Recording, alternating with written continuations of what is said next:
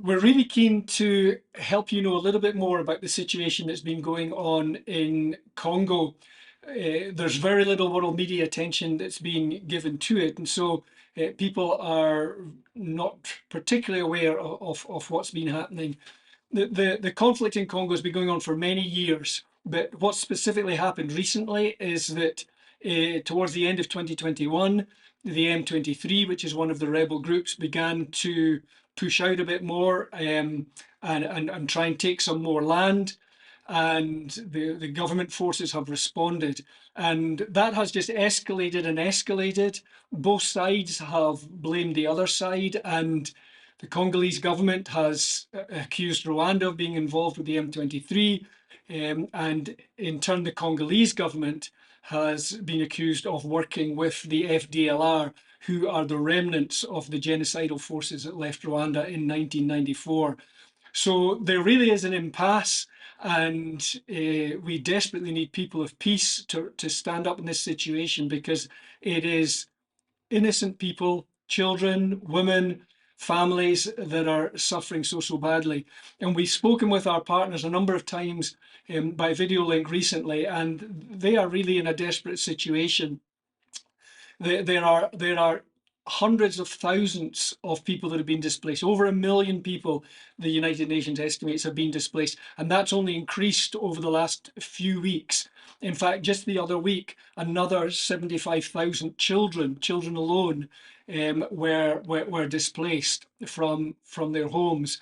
These people are crowding in and around Goma into camps that are in desperate situations. There's not enough food, there's not enough water. Our partners were telling us the other day that they no longer have, that they themselves, not even in the camps, but they themselves no longer have fresh water and are having to drink water out of Lake Kivu.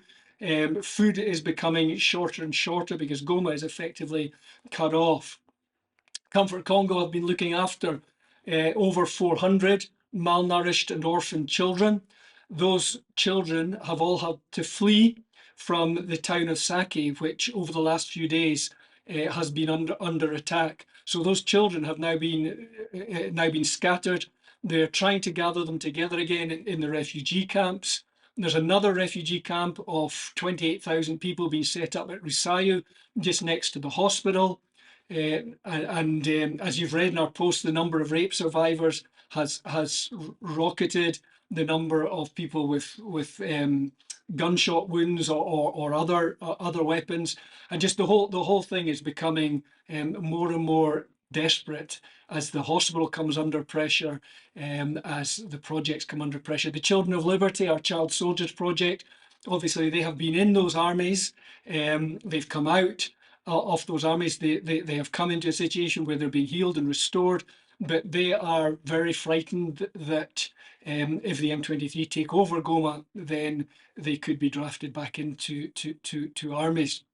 So please do pray for the situation there. And as I say, if you can get other people involved, we know that so many of you support.